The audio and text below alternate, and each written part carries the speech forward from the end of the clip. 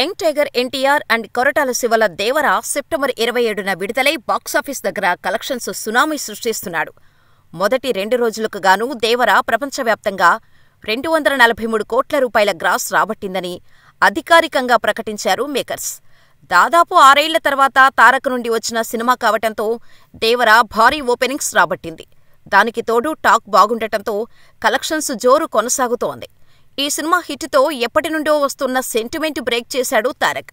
Rajamouli cinema తర్వాత ఏ హీరోకైనా flop తప్పదు అనే నానుడికి ముగింపు పలికి సరికొత్త చరిత్రకు శ్రీకారం చుట్టాడు తారక్. ఇక టాలీవుడ్ చూపు తర్వాత రాబోతున్న గేమ్ చేంజర్పై ఉంది. RRRలో ఎన్టీఆర్ వంతు ముగిసింది. ఇక చరణ్ వంతు. ఈ ఏడాది డిసెంబర్ 20న థియేటర్లోకి రానుంది గేమ్ చేంజర్. భారతీయుడు 2 వంటి భారీ ఫ్లాప్ తర్వాత శంకర్ నుండి రానున్న భారీ బడ్జెట్ చిత్రం గేమ్ చేంజర్. పలుమార్లు రిలీజ్ వాయిదా పడుతూ డిసెంబర్లో భారీ అంచనాల మధ్య రిలీజ్కు రెడీ అయింది.